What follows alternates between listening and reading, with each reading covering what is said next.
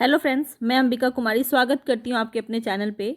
और यहाँ पे मैं बात करूँगी भारतीय राष्ट्रीय आंदोलन के बारे में, जहाँ से आपका बीपीएससी में क्वेश्चन काफ़ी ज़्यादा पूछा जाता है। अगर मैं बात करूँ बीपीएससी थ्री तैयारी 3.0 की, तो यहाँ से सबसे पहले तो मैं एक खुशखबरी के साथ ही इसका शुरुआत करना चाहूँगी। खुशखबरी क्या ही कहा जाए इसे।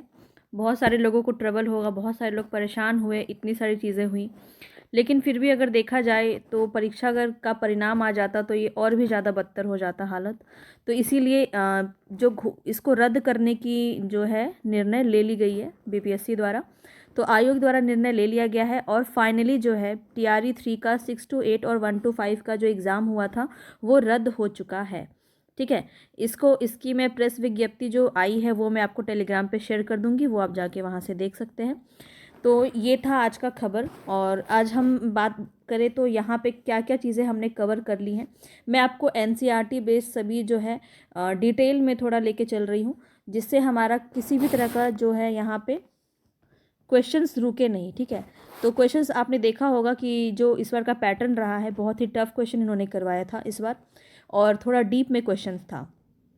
तो इसी वजह से मुझे लगता है कि हमें थोड़ा सा जो है तथ्यों को जानना ज़्यादा ज़रूरी है। उसके बाद हम इसका क्वेश्चन प्रैक्टिस करेंगे, एक एक टॉपिक का हम बहुत सारा क्वेश्चन करेंगे, ताकि आपका हर एक तरह का जो डाउट है वो क्लियर हो जाए। ठीक है, तो अभी मैं बात करूं तो हमने कौन कौन सा टॉपिक यहाँ पे कवर कर लिया है। तो बंगाल विभाजन हमने कर लिया है, बहिष्कार आंदोलन, स्वदेशी आंदोलन, बंगाल विभाजन, ये आप जाके मेरे प्लेलिस्ट में देख सकते हैं। वहाँ पे मॉडर्न हिस्ट्री थ्योरी क्लास के नाम से प्लेलिस्ट बनी हुई है, तो वहाँ जाके आप ज़रूर देख लीजिए, सारा कंप्लीट हो जाएगा आपका। सूरत अधिवेशन हमने कर लिया है, मुस्लिम लीग हमने कर लिया है, और भारतीय राष्ट्र परिषद अधिनियम 1909 हमने कंप्लीट कर लिया है। और आज हम क्या क्या करने वाले हैं तो देखिए यहाँ पे, आज हम दिल्ली दरबार करेंगे, चारों दिल्ली दरबार हम करेंगे, लखनऊ समझौता करेंगे, रोड लीग आंदोलन करेंगे, और प्रथम विश्व में युद्ध जो होता है उसमें भारत की क्या योगदान रहती है वो करेंगे, और मॉन्टेग्यू चेम्सफोर्ड घोषणा करेंगे। तो इतने सारे टॉपिक को आज हम कवर करेंगे। ठीक है, तो बिल्कुल पेन पेपर लेके बैठ जाइए, और जितनी भी ज़रूरत की चीज़ें हैं वो सब आप यहाँ से कवर कर लीजिए, नोट कर लीजिए, और एग्ज़ाम के टाइम में आपको बहुत हेल्प मिलेगी इससे, क्योंकि नोट्स ही अपना जो है वो सगा होता है, एग्ज़ाम के टाइम में वही आपको सपोर्ट करता है। इसीलिए आपको नोट्स बनाना काफ़ी ज़्यादा इंपॉर्टेंट हो जाता है। अब यहाँ पे देखिए, ये सभी पॉइंट्स हम करेंगे, तो मेरे साथ यहाँ पे बने रहने के लिए आप मुझे सब्सक्राइब कर लीजिए। ठीक है, आप मुझे सब्सक्राइब कर लीजिए और बेल आइकन को ज़रूर प्रेस कर लीजिएगा, तभी मेरे वीडियोज़ आपको मिल पाएंगे। चलिए अब हम यहाँ पे स्टार्ट करते हैं। पसंद आ रहा है, मेरी मेहनत पसंद आ रही है और चीज़ें आपको समझ में आ रही हैं, तो प्लीज़ एक लाइक ज़रूर कर दीजिएगा, ताकि मेरा मोटिवेशन भी बना रहे, और मैं आपके लिए जो भी आपके लिए बेहतर है वो सब मैं आपके लिए करती रहूँ, लेके आती रहूँ, और यहाँ पे हम चीज़ों को अच्छे से देखेंगे। तो यहाँ पे चलिए हम स्टार्ट कर लेते। दिल्ली दरबार में हम पहुँच चुके हैं, और यहाँ पे हम क्रम वाइज चीज़ों को देख रहे हैं, ताकि कुछ भी हमारा स्किप ना हो। तो यहाँ पे देख लेते हैं, सबसे पहले यहाँ पे क्या बोला जा रहा है। तो दिल्ली दरबार आपका जो है 1877 ईस्वी में आपका हुआ था। 1877 में प्रथम दिल्ली दरबार लगा था लॉर्ड लीटन के टाइम पे। ठीक है, और ये दिल्ली दरबार जब लगता है तो इसे प्रोक्लेमेशन दरबार या घोषणा दरबार भी कहा जाता है।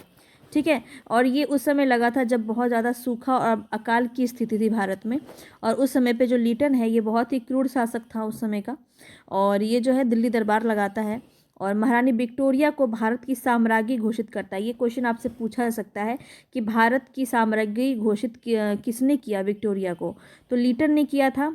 ठीक है, लॉर्ड लीटन ने किया था, और किस दिल्ली दरबार में किया गया था, तो 1877 के दिल्ली दरबार में किया गया था, या प्रथम दिल्ली दरबार, किसी भी तरह से आपको क्वेश्चन घुमा के पूछा जा सकता है, इसीलिए आप इसको नोट कर लीजिए। ठीक है, और उसी समय जो है 1800 यहाँ पे 76 से 78 के बीच में दक्षिण के लोग अकाल से पीड़ित थे। ठीक है, और ये पूरा पैसा लुटा रहा था भारत का, और दिल्ली दरबार लगा रहा था।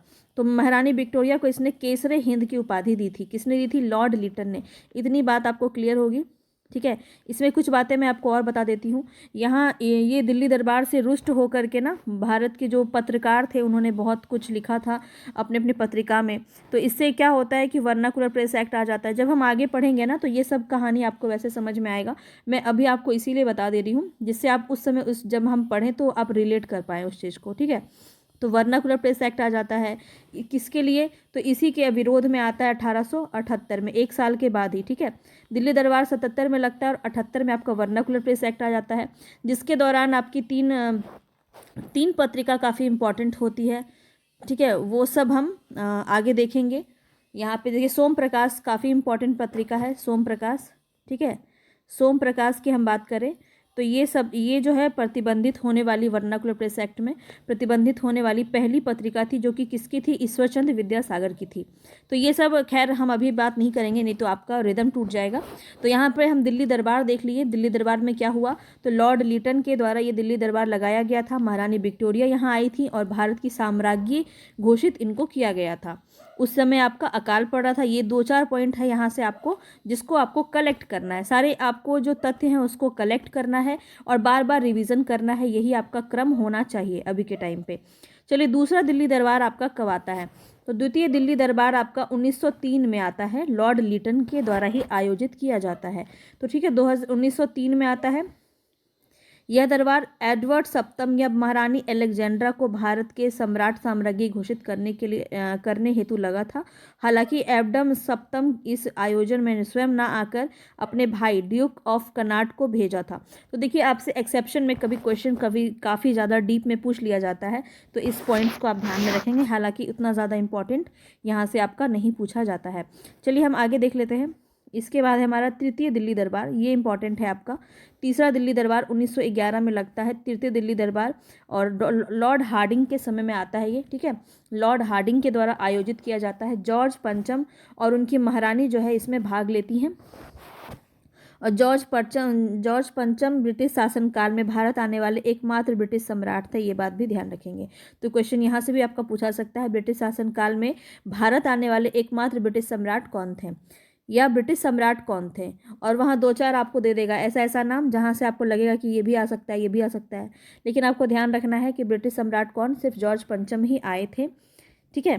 तो ये देखिए, आपके दिमाग का खेल है सब कुछ, आपको सारी चीज़ें बताई जा रही हैं, लेकिन क्वेश्चन कहाँ से कैसे घुमा के पूछ लिया जाए, इसीलिए इसको एक बार में आप नोट कर लीजिए ताकि आपको ध्यान में रहे।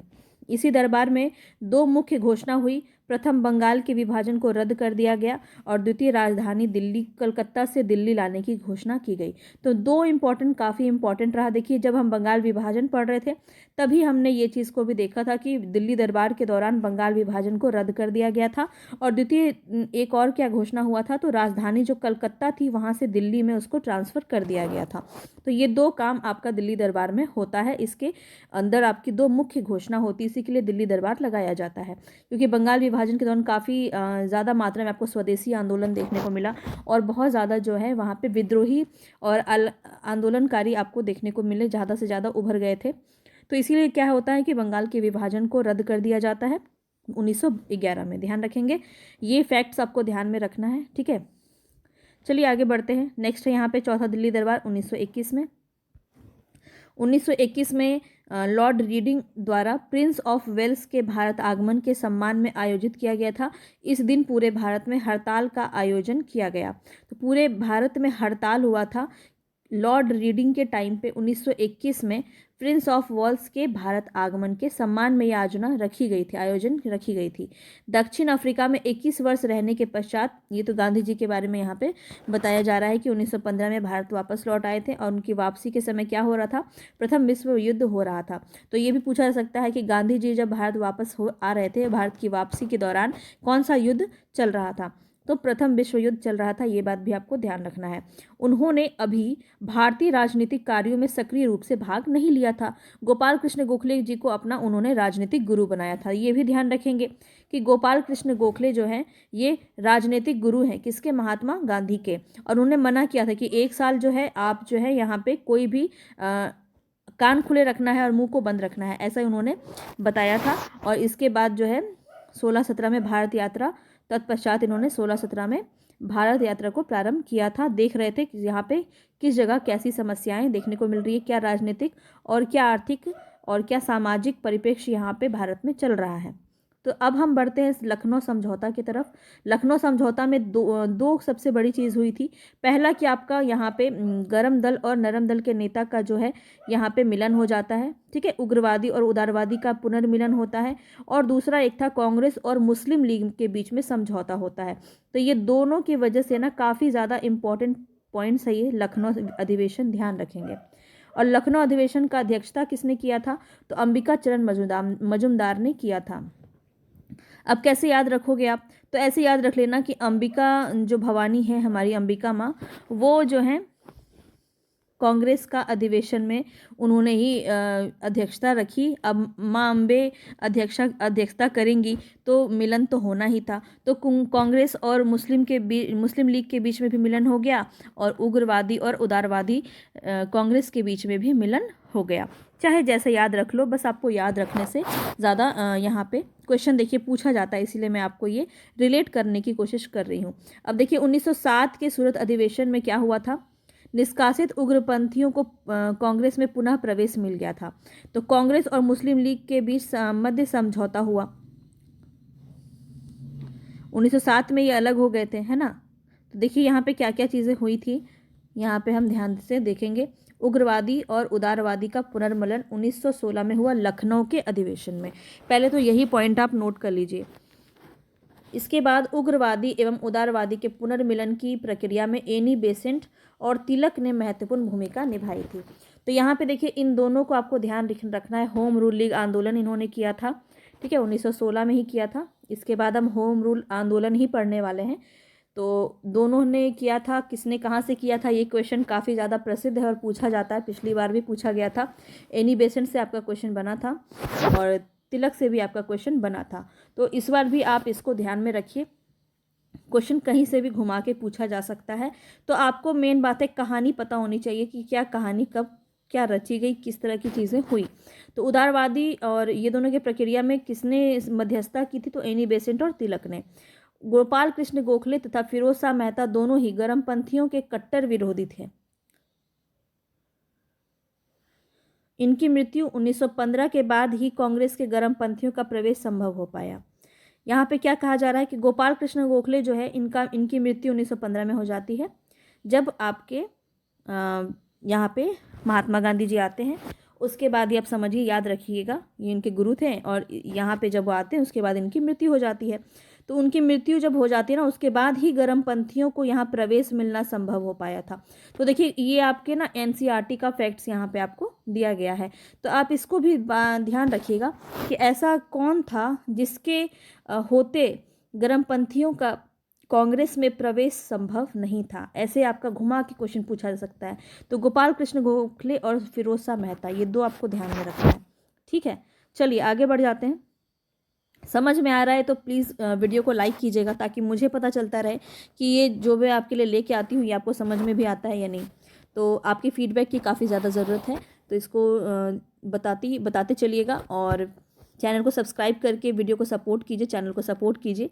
बस आपसे इतना ही मैं मांगती हूँ, सपोर्ट कीजिए चैनल को, और मैं तो आपके लिए यहाँ पे हूँ ही।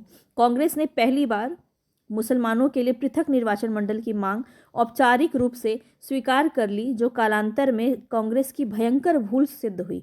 अब देखिए यहाँ पे क्या होता है कि 1909 में हमने पढ़ा था ना, कल ही हमने पढ़ा था मुस्लिम लीग की जो स्थापना की जाती है। तो यहाँ पे देखिए क्या होता है कि पहली बार मुसलमानों के लिए पृथक निर्वाचन मंडल की वो मांग तो कर ही रहे थे, तो उनको कांग्रेस ने मान लिया, ठीक है। यही बाद में जो है इनकी सबसे बड़ी भूल जो सिद्ध होती है।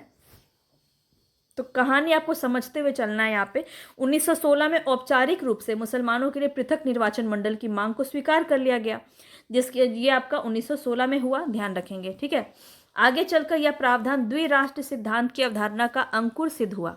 बदले में लीग ने कांग्रेस द्वारा उत्तरदायी शासन की मांग को स्वीकार कर लिया। तो यहाँ देखिए दोनों एक दूसरे की मांग को स्वीकार कर लिया। बदले में लीग ने क्या किया? कांग्रेस द्वारा उत्तरदायी शासन की मांग को स्वीकार कर लिया। इस तरह से इनके बीच में समझौता हो जाता है। कब होता है? 1916 में, ध्यान रखेंगे। लखनऊ अधिवेशन में कांग्रेस व मुस्लिम लीग में समझौता कराने में तिलक और जिन्ना ने महत्वपूर्ण भूमिका निभाई। तो देखिए लखनऊ अधिवेशन में हुआ था, 1916 में हुआ था, ये बातें तो आपको समझ में आ गई। कांग्रेस व मुस्लिम लीग में समझौता कराने के लिए कौन थे? तो तिलक और जिन्ना थे, एनी बेसेंट मत लगा देना, ठीक है। ध्यान रखेंगे दोनों अलग चीज़ें हैं। कांग्रेस और दोनों कांग्रेस जो थे, गरम दल और नरम दल, इनके बीच में मध्यस्थता के लिए कौन थे? तिलक थे और एनी बेसेंट। और यहाँ पे मुस्लिम लीग और कांग्रेस के बीच में समझौता कराने के लिए किसने पहल की थी? तो तिलक और जिन्ना ने, ठीक है, ये आप ध्यान रखेंगे। चलिए आगे बढ़ जाते हैं। यहीं पे आपको जो है तिलक ने लखनऊ अधिवेशन में, देखिए पूछा सकता है, आपको ये कथन दे दिया जाएगा क्योंकि ये कथन काफ़ी प्रसिद्ध है और हर लोग जानते हैं कि ये कथन किसका है। तो ये किसका है? बाल गंगाधर तिलक का कथन है, काफ़ी इंपॉर्टेंट है। हो सकता है आपसे ऐसे पूछ लिया जाए कि यह कथन इन्होंने किस अधिवेशन में कहा था, ठीक है। तो ये जो है इन्होंने जो नारा दिया था, ये किस अधिवेशन में दिया था, किस कांग्रेस के अधिवेशन में दिया था, या फिर आपको ईस्वी पूछ लेगा। तो आपको याद रखना है कि 1916 के लखनऊ अधिवेशन जो होता है, जहाँ पे आपके अंबिका चंद्र मजूमदार होते हैं, माँ अम्बे से हमने आपको याद कराया कि यहाँ पे दो दो चीज़ें होती हैं। यहाँ पे समझौता होता है नरम दल और गरम दल के बीच में भी, और यहाँ पे लीग और मुस्लिम लीग और कांग्रेस के बीच में भी। तो यहाँ पे देखिए ये काफ़ी इंपॉर्टेंट सेशन हो जाता है इस दृष्टि से। और यहीं पे आपका नारा देते हैं, स्वराज मेरा जन्मसिद्ध अधिकार है, मैं उसे लेकर रहूँगा। तो यहाँ पे तिलक ने ही ये कथन कहा है, ये नारा दिया है, स्वराज मेरा जन्मसिद्ध अधिकार है और मैं इसे लेकर रहूँगा। किस अधिवेशन में कहा है? लखनऊ अधिवेशन में कहा है, ध्यान रखिएगा। मैं बार बार इसीलिए हाईलाइट कर रही हूँ ताकि आपको चीज़ें समझ में आए और आप इसको बिल्कुल भी स्किप ना करें। मुस्लिम लीग ने इस समझौते के बावजूद पृथक अस्तित्व बनाए रखा तथा वह मुसलमानों के लिए पृथक राजनीतिक अधिकारों की वकालत करते रहे। तभी तो बाद में जाके उनको मिल जाता है ना।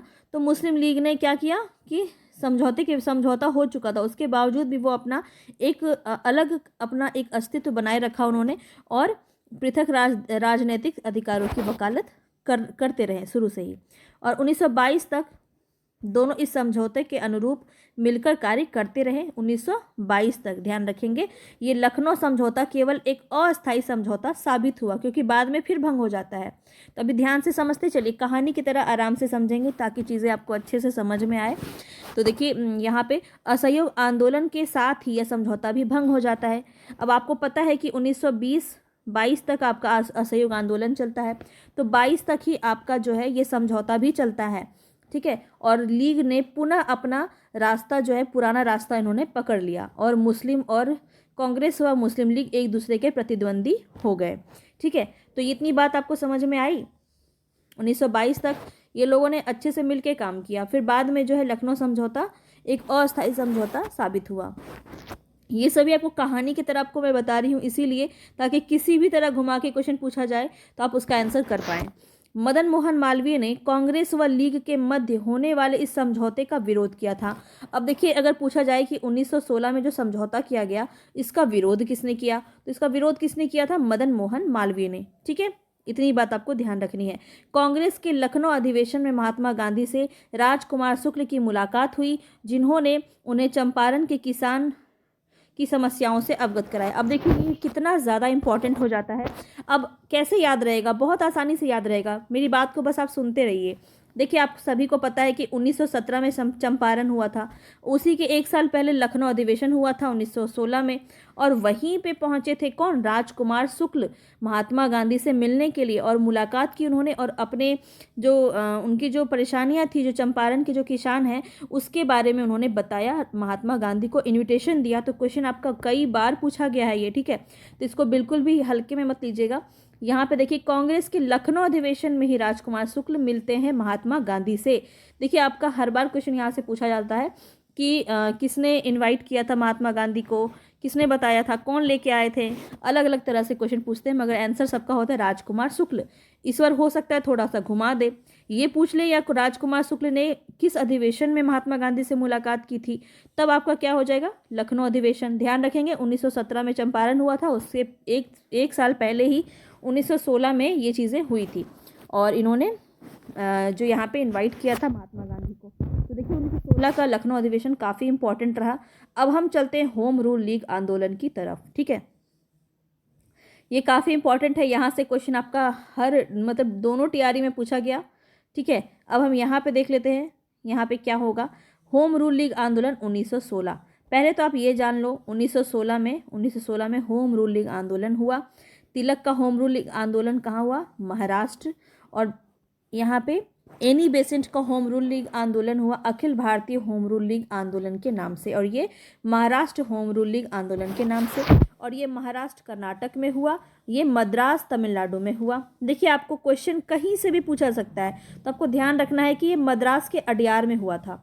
कई बार मैं बता भी चुकी हूँ, अगर आप लोग मेरा सेशन पहले से देख रहे हैं तो मैं कई बार बता चुकी हूँ कि एनी बेसेंट जो है वो मद्रास के अडियार से हैं। अब चाहे वहाँ ऑप्शन है मद्रास दे दे, तमिलनाडु दे दे, अडियार दे दे, तो आप लगा देना एनी बेसेंट, ठीक है। और अगर महाराष्ट्र दे, कर्नाटक दे, बेलगांव दे चाहे कर्नाटक दे, तो आप क्या लगाओगे? तिलक। सीमित स्वरूप था, देखिए स्वरूप यहाँ पे सीमित स्वरूप था किसका? बाल गंगाधर तिलक का। ये तिलक का है, ठीक है, और ये बेसेंट का है, ये बेसेंट का है। तो ये अखिल भारतीय स्वरूप था। बेसेंट का क्या स्वरूप था? होम रूल लीग आंदोलन का अखिल भारतीय स्वरूप था, बहुत ही व्यापक रूप में देखने को मिला था ये। और यहाँ पे सीमित स्वरूप था तिलक का। ध्यान रखेंगे, ये चीज़ें काफ़ी इंपॉर्टेंट मैं आपको बता रही हूँ, ठीक है। यहाँ पे अगर अध्यक्ष पूछ लिया जाए तो देखिए बहुत सारे लोग कंफ्यूज रहेंगे। तो यहाँ पे तिलक जो यहाँ पे बाल गंगाधर तिलक थे, उनका जो ये चल रहा था होम रूल आंदोलन, उसके अध्यक्ष कौन थे? बिल्कुल पूछा जा सकता है आपसे क्वेश्चन, बिल्कुल नोट कर लीजिए। एनसी केलकर यहाँ पे आपका बिल्कुल सही हो जाएगा, और जोसेफ वेपटिस्टा, ठीक है। एनसी केलकर और जोसेफ बैप्टिस्टा ये आपके तिलक के अध्यक्ष थे। और यहाँ पे अगर मैं बात करूँ कि यहाँ पे कौन हो जाएंगे सचिव? एनी बेसेंट के जो होम रूलिंग आंदोलन के सचिव कौन थे? तो जॉर्ज अरुडेल। ये काफ़ी पूछा गया है आपका, ठीक है। जॉर्ज अरुडेल जो थे ये सचिव हो जाएंगे। अब देखिए नारा क्या लगाया गया? स्वराज मेरा जन्मसिद्ध अधिकार है, ये तिलक ने दिया। और स्वशासन की स्थापना किसने दिया? एनी बेसेंट ने। तो स्वशासन की स्थापना काफ़ी पूछा जाता है, इसको भी ध्यान में रखेंगे। अब प्रचार इसका किस में हुआ? तो देखिए कोई भी प्रचार होता था वो पत्रिका में होता था। तो तिलक की पत्रिका थी मराठा व केसरी। मराठा थी किस भाषा में? अंग्रेजी भाषा में। ये भी क्वेश्चन आपका पूछा जाता है, नोट कर लीजिए। और केसरी थी किस में? मराठा में, ठीक है, मराठी में, सॉरी। तो मराठी में थी केसरी और मराठा था अंग्रेजी में। ऐसे आपको इसको याद रखना है। और देखिए ये क्वेश्चन काफ़ी ज़्यादा पूछा गया है कि एनी बेसेंट की पत्रिका का नाम क्या है? तो कॉमनवेल्थ और न्यू इंडिया, ये दोनों के दोनों इंपॉर्टेंट है। वीवीआई क्वेश्चन है आपका, पूछा जाता है, हर बार पूछा जाता है, तो इसको बिल्कुल ध्यान में रखिए। जो इजी चीज़ें हैं ना वो कई बार गलत हो जाती है, कन्फ्यूज़न हो जाता है। हो सकता है कि दो दे दिया जाए या एक दे दिया जाए या एक भी ना दे और ऑप्शन आपका बना दिया जाए हेलो इंडिया या फिर नया इंडिया, इस तरह से कुछ भी बना सकते हैं। लेकिन आपको याद रखना है कॉमनवेल्थ और न्यू इंडिया, ये है तो इजी लेकिन इसको भी हार्ड बनाया जा सकता है। और वहाँ पे एग्ज़ाम के टाइम में थोड़ा एक्स्ट्रा दिमाग भी चलता है, इस वजह से हो सकता है गलत हो जाए। तो इसीलिए एकदम बढ़िया से ध्यान में रखिए इसको। चलिए आगे देख लेते हैं, आगे क्या बातें कही गई हैं। स्वराज की प्राप्ति के लिए तिलक ने 28 अप्रैल 1916 में बेलगांव में होम रूल लीग की स्थापना की, ठीक है। 28 अप्रैल 1916 डेट याद रख लीजिए, बेलगांव में होम रूल लीग की स्थापना की। और जोसेफ बेप्टिस्टा के सुझाव पर ही अप्रैल 1916 में बेलगांव में होम रूल लीग की स्थापना की गई। किसके सुझाव पे? Joseph Baptista. तो दो नाम आपको याद रखना, एनसी केलकर और यहाँ पे देखिए लिखा हुआ था एनसी केलकर और जोसेफ बैप्टिस्टा, ठीक है, तिलक की बात की जाए तो। और हम आगे देख लेते हैं। तिलक को होम रूल लीग आंदोलन के दौरान लोकमान्य की पदवी मिली। अब देखिए कब मिली लोकमान्य की पदवी? तो होम रूल लीग आंदोलन के दौरान मिली लोकमान्य की पदवी। ये सभी चीज़ें जो मैं आपको बता रही हूँ ना, अच्छे अच्छे आपको कोर्स में देखने को भी नहीं मिलेगा, ठीक है। तो फ्री की चीज़ हर किसी को बहुत ही आसान लगती है, लेकिन अगर आप इसको, मेरी आपसे रिक्वेस्ट है कि पूरा वीडियो कंप्लीट देखिएगा, तभी आपको फ़ायदा मिल पाएगा। सभी चीज़ें बता रही हूँ, यहाँ से बाहर आपको क्वेश्चन में आंसर क्वेश्चन जो है नहीं आएगा, क्योंकि हर एक चीज़ ही हम यहाँ पे आपको करवा रहे हैं। तो GS खापड़े, BS Moonje, RP Karandikar तिलक की होम रूल के सदस्य थे, ठीक है। तो पूछा जाए, अगर पूछ लिया जाए थोड़ा सा डिफिकल्ट बनाने के लिए कि तिलक की होम रूल जो लीग थी उसके सदस्य कौन थे, तो जीएस खापड़े, बीएस मुंजे और आरपी करंदीकर जो थे तिलक के होम रूल लीग के सदस्य माने जाते हैं। और लोकमान्य की पदवी उनको कब मिली? होम रूल लीग आंदोलन के दौरान मिली। चलिए अब हम देखते हैं एनी बेसेंट के बारे में। एनी बेसेंट के होम रूल का स्वरूप क्या था? अखिल भारतीय। ये सबसे पहला पॉइंट, इंपॉर्टेंट पॉइंट। आगे बढ़ते हैं। जवाहरलाल नेहरू, बी चक्रवर्ती, जे बनर्जी, ये सभी नेता जो हैं, ये सभी नेता सदस्य थे एनी बेसेंट के लीग के। चलिए अब आगे बढ़ते हैं। मोतीलाल नेहरू, भूला भाई देसाई, चित्तरंजन दास, तेज बहादुर सप्रू, मोहम्मद अली जिन्ना और लाला लाजपत राय ने भी एनी बेसेंट की लीग की सदस्यता ग्रहण की थी। ये बहुत ही इंपॉर्टेंट पॉइंट है, इसको बिल्कुल नोट रखिए अपने माइंड में भी, दिमाग में भी। वीडियो को 2 से 3 बार देखिए, याद हो जाएगा आपको। मोतीलाल नेहरू, भूला भाई देसाई, देखिए क्वेश्चन ऐसा सब पूछ लेगा, टॉप आपसे ऑप्शन पूछ लेगा, और हो सकता है बी चक्रवर्ती दे दे, भूला देसाई दे दे, तेज बहादुर सप्रू दे दे। अब बताओ ये तीनों है, तीनों तो मारेंगे नहीं तो गलत हो जाएगा ना आपका, तो कुछ भी आपसे पूछा जा सकता है, तो इसको बिल्कुल ध्यान में रखिए आप। चलिए आगे बढ़ते हैं। अब यहाँ बताना है, इम्पॉर्टेंट है, तिलक द्वारा स्थापित होम रूलिंग आंदोलन के प्रथम अध्यक्ष कौन थे? Joseph Baptista. तथा सचिव कौन थे? एनसी केलकर। ध्यान रखेंगे, अध्यक्ष कौन थे? जोसेफ बैप्टिस्टा, और सचिव कौन थे? एनसी केलकर। जबकि एनी बेसेंट द्वारा स्थापित लीग के सचिव कौन थे? George Andrew Arundale. ये मैं आपको बता चुकी हूँ ऊपर, वही है। चलिए, तिलक और एनी बेसेंट ने अपने अपने कार्य क्षेत्रों का बंटवारा भी कर दिया। तिलक के लीग के जिम्मे कर्नाटक, महाराष्ट्र, बम्बई को छोड़कर मध्य प्रांत एवं बरार थे। तो तिलक के होम रूल लीग जो था उसका कौन कौन सा जगह में हुआ?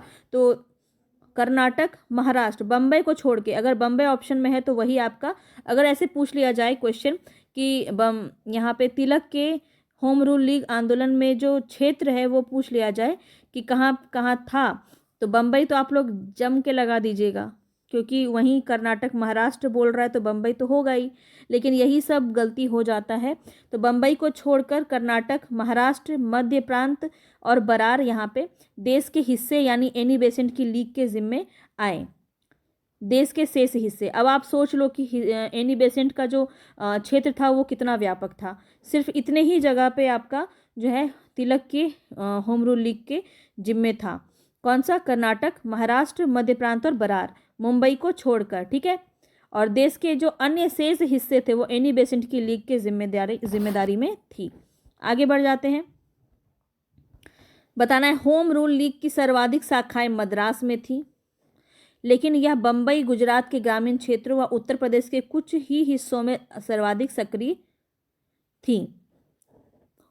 दोनों लीगों में अपना विलय नहीं किया था, दोनों लीगों ने अपना विलय नहीं किया था, क्योंकि एनी बेसेंट के शब्दों में उनके यानी तिलक कुछ समर्थक मुझे पसंद नहीं करते और मेरे कुछ समर्थक उन्हें नापसंद करते थे, लेकिन मेरे और उनके बीच किसी तरह का कोई झगड़ा नहीं था। ये क्या है? एक बयानबाजी यहाँ पे देखने को मिल रहा है, ठीक है। तो दोनों जो लीग था वो आपस में विलय नहीं किया उन्होंने, दोनों का अलग अलग चल रहा था। तो एनी बेसेंट ये कह रहे थे कि तिलक के कुछ ऐसे समर्थक हैं जो मुझे पसंद नहीं करते हैं और मेरे भी कुछ समर्थक हैं जो उन्हें पसंद नहीं करते हैं, लेकिन हमारे बीच में कोई झगड़ा नहीं था।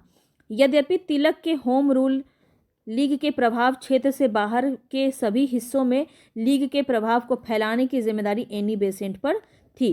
होम रूल लीग आंदोलन की व्याख्या 2 जनवरी 1914 को अपने पत्र कॉमनवेल्थ में एनी बेसेंट ने की थी, जिसमें ब्रिटिश साम्राज्य के अंतर्गत स्वशासन के उद्देश्य को ध्यान में रखकर धार्मिक स्वतंत्रता, राष्ट्रीय शिक्षा और सामाजिक राजनीतिक सुधारों को आधारभूत कार्यक्रम बनाया गया।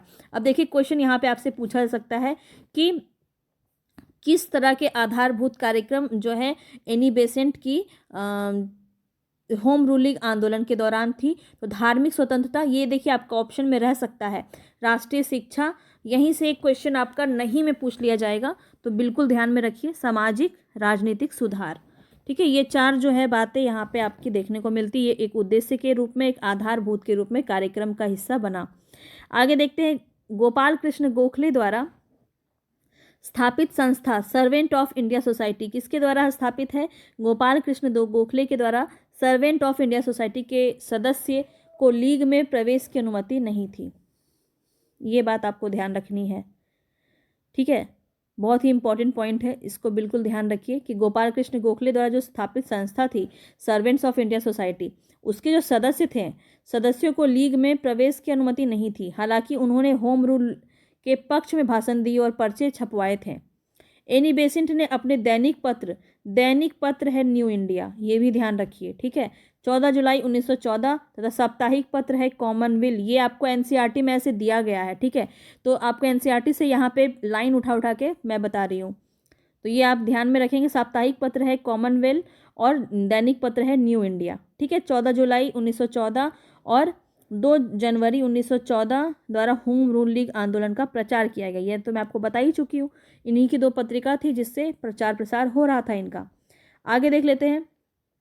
एनी बेसेंट ने मैडम ब्लावत्स्की द्वारा प्रकाशित पत्रिका लूसीफर का भी 1889 और 1891 तक संपादन किया। साप्ताहिक समाचार पत्र young India home rule league से संबंधित था।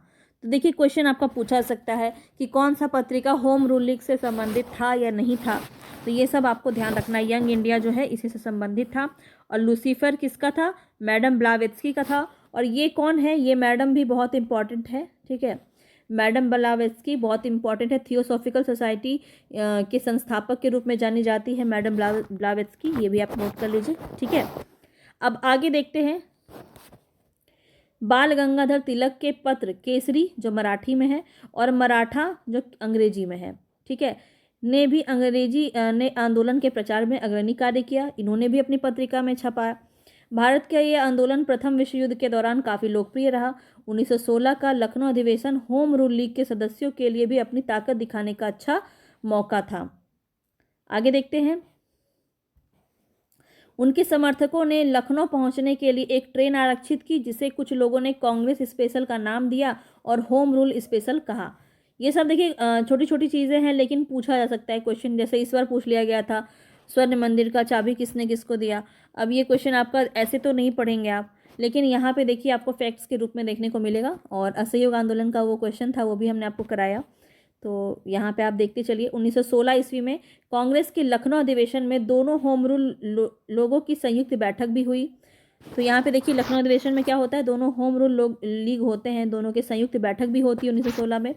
और होम रूल लीग के बढ़ते हुए प्रभाव के चलते ब्रिटिश सरकार ने क्या किया, तो इन सभी को गिरफ्तार कर लिया। अभी बहुत ही इंटरेस्टिंग होने वाला है आगे का चैप्टर, ठीक है। होम रूल लीग के बढ़ते प्रभाव को देखकर क्या किया, ब्रिटिश सरकार बहुत ही डर गई। अब इन्होंने एनी बेसेंट, जॉर्ज एंड्रोल जो इसके सचिव थे, वीडी वाडिया, इन सभी को 1917 में गिरफ्तार कर लिया। एनी बेसेंट को ऊंची यानी उटक मंड में नज़रबंद रखा गया था, ये भी आपको क्वेश्चन पूछा सकता है। ऊटी में उटक मंड में बंद रखा गया था, नज़रबंद रखा गया था एनी बेसेंट को। और इसके बाद देखिए क्या होता है, इस गिरफ्तारी के विरोध में, ये जो गिरफ्तारी हो जाता है होम रूल लीग का सदस्यों का, तो उसके विरोध में एस सुब्रमण्यम अय्यर जो थे, उन्होंने अपनी नाइटहुड की उपाधि को वापस लौटा दी थी। अब देखिए आपको ध्यान रखना है, यहाँ पे रविन्द्रनाथ टैगोर की बात नहीं की जा रही है, यहाँ पे एस सुब्रमण्यम अय्यर की बात की जा रही है। इन्हें भी नाइटहुड की उपाधि मिली थी। और यहाँ पे आप देख सकते हैं नाइटहुड की उपाधि प्राप्त करने वाले पहले भारतीय थे कौन, एस सुब्रमण्यम, ये भी आप नोट कर लीजिए, पूछा जा सकता है। नाइटहुड की प्रथम उपाधि, पहले भारतीय कौन थे जिन्हें नाइटहुड की उपाधि मिली थी, तो एस सुब्रमण्यम अय्यर यहाँ पे आपके बिल्कुल सही हो जाएंगे।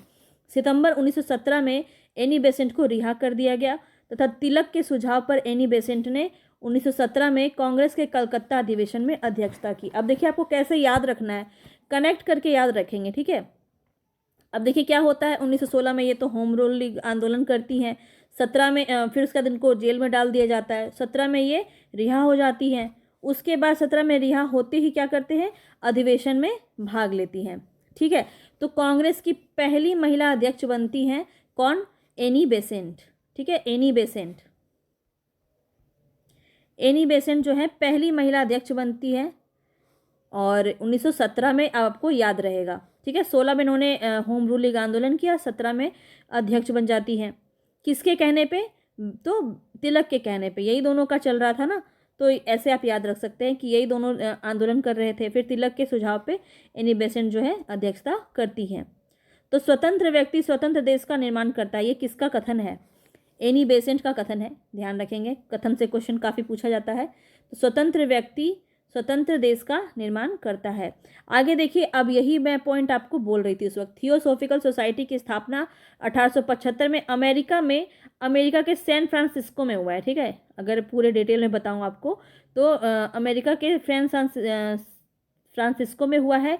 मैडम ब्लावेत्स्की तथा कर्नल ऑलकॉट, ठीक है, इनके द्वारा हुआ है। और इसी की सदस्य है कौन, एनी बेसेंट, जो कि भारत में भी ये इनकी सदस्यता ग्रहण करती है और भारत में भी इसका ब्रांच खोलती है। कहाँ पे, जहाँ पे इन्होंने होम रूलिंग आंदोलन किया था, मद्रास के अडियार में, ठीक है, यहाँ पे लिख देती हूँ, मद्रास के अडियार में इन्होंने थियोसॉफिकल सोसाइटी की ब्रांच खोली थी भारत में। तो अगर पूछा जाए कि भारत में थियोसॉफिकल सोसाइटी की ब्रांच किसने खोली, तो एनी बेसेंट आपका सही आंसर होगा। चलिए बढ़ जाएं आगे।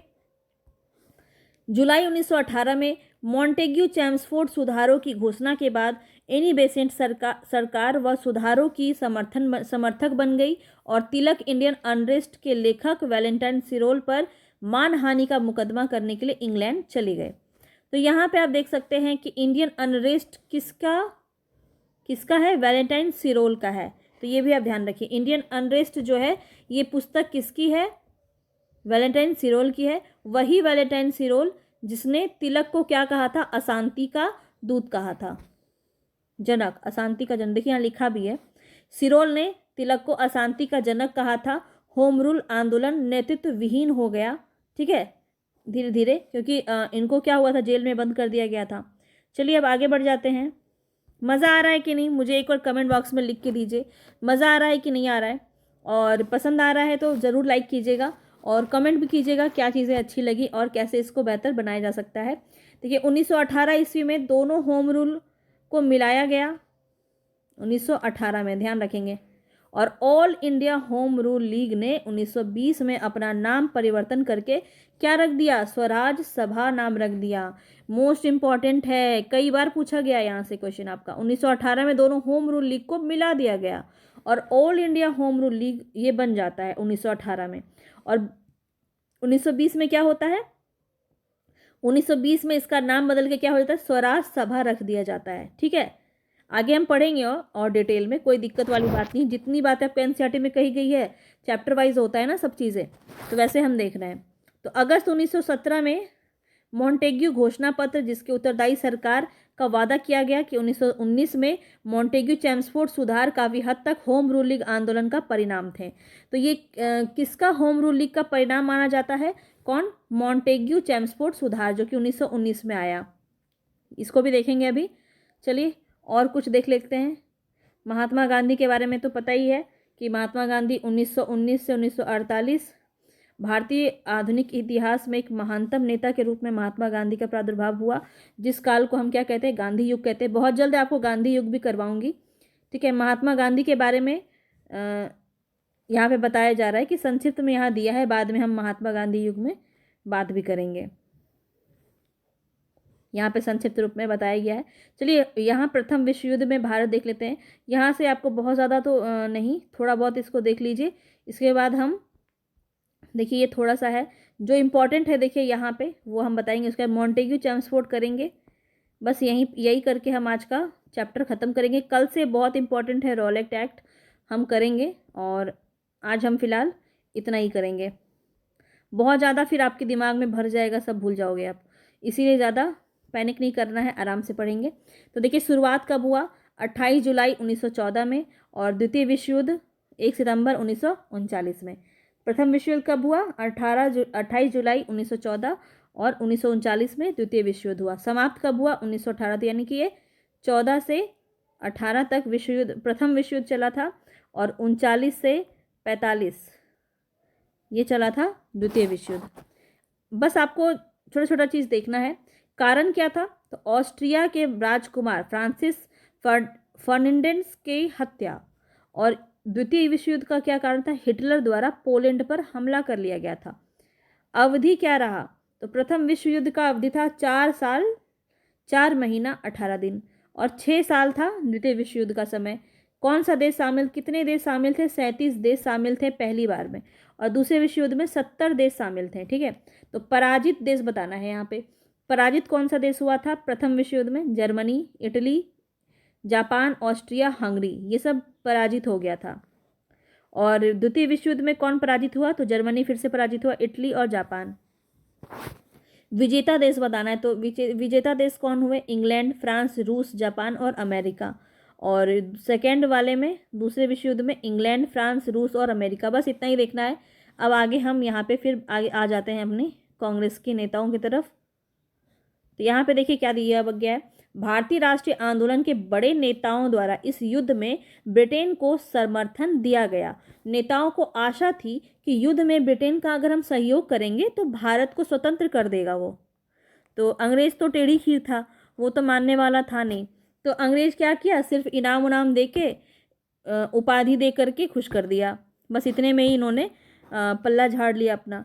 तो यहाँ पे क्या होता है कि युद्ध में ब्रिटेन को सहयोग देगा तो अंग्रेज क्या करेगा, भारत को स्वतंत्रता दे देगा, ऐसा मानना था उस समय के नेताओं का।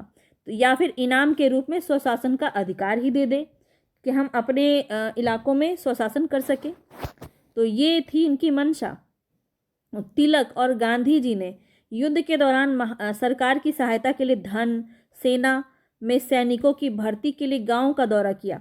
अब देखिए क्वेश्चन आपका यहाँ से भी पूछा गया है, तो आपको इसीलिए इतनी कहानी बता रही हूँ मैं, क्योंकि क्वेश्चन आपका कहीं से भी पूछा सकता है और एक भी फालतू चीज़ नहीं है यहाँ पे, आपको खुद ही पढ़ के समझ में आ रहा होगा। तो देखिए यहाँ पे क्या बोला जा रहा है कि धन देता है, सेना भी देता है। ऐसे क्वेश्चन आया था आपका कि युद्ध के दौरान, विश्व युद्ध के दौरान क्या सरकार कैसे मदद करता है, तो कैसे मदद करता है, सेना दे के मदद करता है, सेना जल दे के मदद करता है, सेना थल दे के मदद करता है, धन और जल दे के मदद करता है, या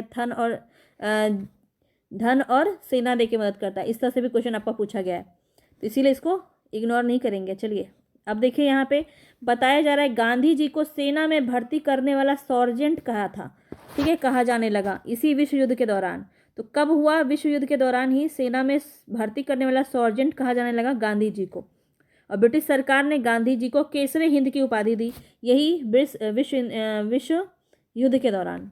तो ये भी पॉइंट आपको ध्यान रखना है, कब दिया, विश्व युद्ध के दौरान। लेकिन झटका लगता है कब, जब युद्ध खत्म हो जाता है। परंतु झटका तब लग जाता है जब युद्ध खत्म होने पर ब्रिटेन ने इस बारे में बात करने से साफ इनकार कर दिया, वो तो होना ही था। इसके बाद हमारा रॉलेट एक्ट आ जाता है, जलियांवाला बाग नरसंहार आ जाता है, इतनी सारी चीज़ें हो जाती है। गवर्नमेंट ऑफ इंडिया एक्ट आ जाता है, जो कि सब खतरनाक होता है और इससे भारतीय नेताओं में बड़ी निराशा आती है। इसके बाद जाके आंदोलन भयानक होता है। तो ये सब कहानी हम आगे और पढ़ेंगे मज़ेदार तरीके से, ठीक है।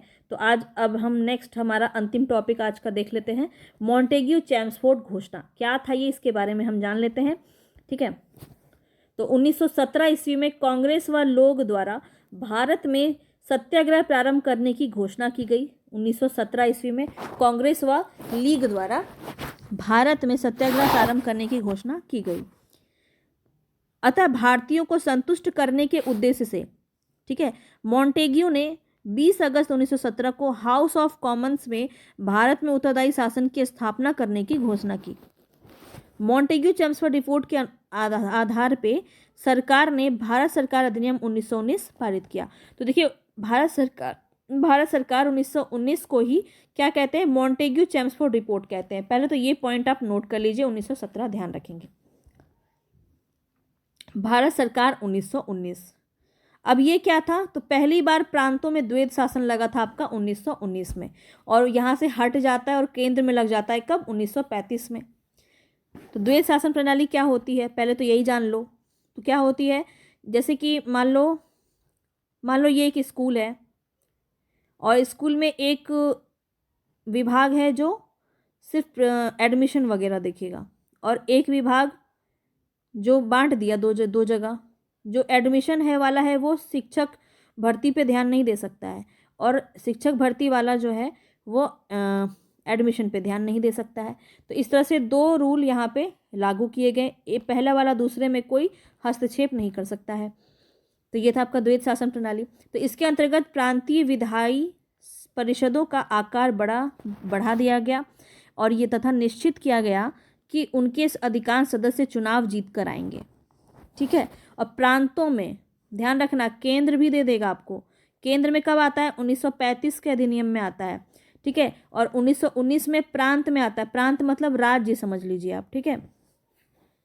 तो प्रांतों में पहली बार द्वैध शासन प्रणाली 1919 के भारत सरकार अधिनियम के दौरान आती है, और इसका जन्मदाता किसको माना जाता है, लियोनिस कर्टिस को, ठीक है। लियोनिस कर्टिस को इसका जन्मदाता माना जाता है द्वैध शासन का। आगे बढ़ें। इस अधिनियम के द्वारा भारत में पहली बार लोक सेवा आयोग की स्थापना का प्रावधान भी रखा गया। मोस्ट इंपॉर्टेंट, 1919 के भारत सरकार अधिनियम के द्वारा पहली बार लोक सेवा आयोग की स्थापना की गई। चलिए आगे बढ़ते हैं, सभी इंपॉर्टेंट पॉइंट्स है, नोट करते हुए चलिएगा। 1917 की मॉन्टेग्यू घोषणा व जुलाई 1918 में मॉन्टेग्यू चैम्सफोर्ड सुधार की घोषणा के बाद कांग्रेस में पुनः मतभेद हो गया और 1918 में सुरेंद्र नाथ बनर्जी के नेतृत्व में कांग्रेस के उदारवादी नेताओं ने अखिल भारतीय उदारवादी संघ बनाया। ठीक है, इसके बीच में फिर से मतभेद हो गया और सुरेंद्र नाथ बनर्जी ने क्या बनाया, अखिल भारतीय उदारवादी संघ बनाया। एक क्वेश्चन आपका पूछा सकता है कि अखिल भारतीय उदारवादी संघ किसने बनाया, 1918 में बना और सुरेंद्र नाथ बनर्जी ने बनाया। 1918 ईस्वी में बम्बई में कांग्रेस का दूसरा विभाजन हुआ, ध्यान रखेंगे, बम्बई में कांग्रेस का दूसरा विभाजन हुआ और पहला विभाजन 1907 में हुआ था कांग्रेस सूरत अधिवेशन में। ठीक है, याद रखेंगे 1918 में और 1907 में, ये दो। अब आगे देख लेते हैं। मॉन्टेग्यू घोषणा को उदारवादियों ने भारत का मैग्ना कार्टा की संज्ञा दी। मॉन्टेग्यू घोषणा को उदारवादियों ने क्या दी, भारत के मैग्ना कार्टा के रूप संज्ञा दी। तिलक ने 1919 के सुधारों को असंतोषप्रद, निराशाजनक, बिना सूरज का सवेरा, सूर्य विहीन उषा काल बताया। ठीक है, इतने सारे नाम याद रखने 1919 के भारतीय अधिनियम में आपका ये कहा गया। और सुभाष चंद्र बोस ने 1919 ईस्वी के अधिनियम को भारतीयों के लिए बेड़ियों का नया जाल कहा। किसने, तो यहाँ पे सुभाष चंद्र बोस ने। तो ये दोनों जो कथन है ना, इसको ध्यान में रखेंगे। आज का टॉपिक यहीं पे ख़त्म करेंगे। कल हम रॉलेट एक्ट देखेंगे, इसके बाद हम आगे की और कहानी देखेंगे, जितनी भी चीज़ें हुई थी। ठीक है, तो आज यहीं पे समाप्त करते हैं। पसंद आया होगा तो लाइक करके एक वीडियो में कमेंट कर दीजिए ना। ठीक है, कि कमेंट में बताना कि कैसा लगा, नहीं लगा। ठीक है, थोड़ा सा टाइम लगेगा, आपके लिए इतना समय निकालती हूँ, आप भी मेरे लिए थोड़ा सा समय निकाल के एक कमेंट कर दिया कीजिए कि कैसा लगा आपको और किस तरह की चीज़ें आपको चाहिए। अगर आप इसका PDF चाहते हैं तो मैं कोशिश करूँगी कि इसका PDF भी आपको मेरे टेलीग्राम पे मिल जाए। टेलीग्राम पे मैसेज करना, आपको सारी चीज़ें मिल जाएंगी। मेरी जो टेलीग्राम की लिंक है वो आपको डिस्क्रिप्शन में मिल जाएगी। तो मैं आपको आज रात को धीरे धीरे जो है एक एक करके सारे के PDF मैं आपको प्रोवाइड करवा दूँगी। ठीक है, चलिए मिलेंगे नेक्स्ट वीडियो में, तब तक के लिए धन्यवाद।